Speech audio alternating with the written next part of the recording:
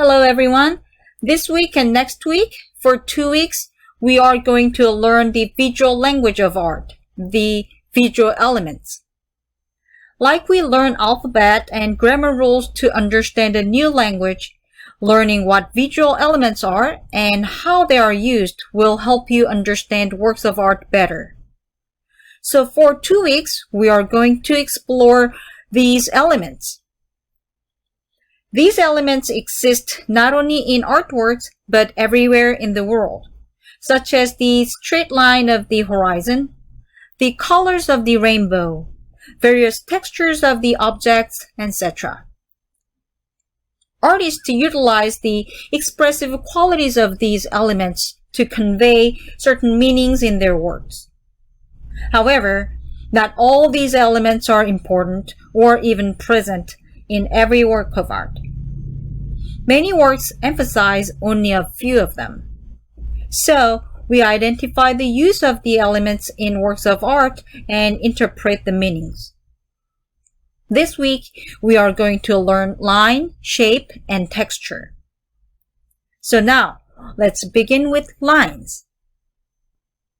A line is an extension of a point. What does it mean? So actually a line exists in the two-dimensional world because a line does not have height and depth. When a line gets depth like this is a line and it gets the depth, the line becomes a rectangle, a shape. And this shape has height like this. The shape becomes a form. However, we consider a line with depth as a thick line too. Accordingly, the various length, thickness, and angles of lines can deliver various meanings and emotions.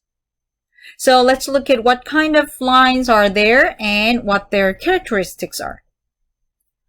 Actual lines are marks or objects that are real lines. They are physically present, like this. A mark of my pen's movement. Lines can be created by an edge of two shapes, like here. Like this shape and this shape. It can be found in 3 dimensions too, like the edges of your desk. A line can be implied by repeated lines or shapes. Look at these 2 examples. These repeated actual lines in different lengths suggest this curved line. And here, this sequence of dots, like here, creates a curved line too. This indirect and suggestive line is called an implied line. Now, let's look at the expressive qualities of lines. Here we are looking at vertical and horizontal lines. Vertical lines are often related to height, so that gives a feeling of loftiness, overpowering grandeur or authority. Horizontal lines creates a feeling of rest, calm, and quiet. Imagine that you are sitting on a beach and looking at the horizon. The straight horizontal line created by the edge between the water and the sky indicates the calm water. So the horizontal line kind of suggests this calmness or tranquility, like that.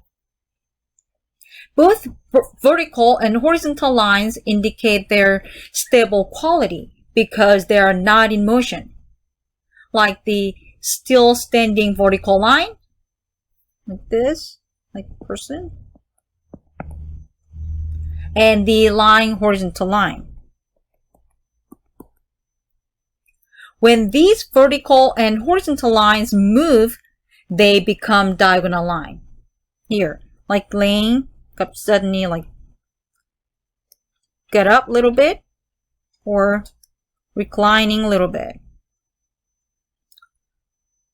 So diagonal lines suggest a feeling of movement and direction. Imagine that you stopped the TV showing a basketball game. It was the moment when Michael Jordan jumped and dunked. On the TV, you see his body creates an implied diagonal line. And you know when you start the TV again, he will continue the movement. Like this. He's about to, the ball is here. It creates this diagonal line. Therefore, diagonal line also suggests speed and unpredictable result of the movement. So, when you press the play button, we don't know if he's gonna go higher or falls off. Accordingly, the sharp and jagged lines created with diagonal lines, like here, gives the feeling of energy, even bursting energy. So this kind of line is used in cartoons and movies to express shocking emotions or events like explosions. Next, look at these curving lines. They also suggest movements, but more smooth and mellow. Like this. Na na na na na, like that. Right? They remind us of dancers continuing movements, changing the direction gradually, not rapidly. However, the feeling of its movement is depending on the thickness and angles of the curves. So if we see like really fast changing curvy lines like this, then it gives a different feeling of that wavy lines. So here we saw irregular curving lines. These curving lines suggest a feeling of freedom because they don't follow certain patterns or rules or formulas. But look at this. This curving line follows the pattern, right? So this pattern-like curving line looks very controlled and predictable. So eventually it becomes kind of boring.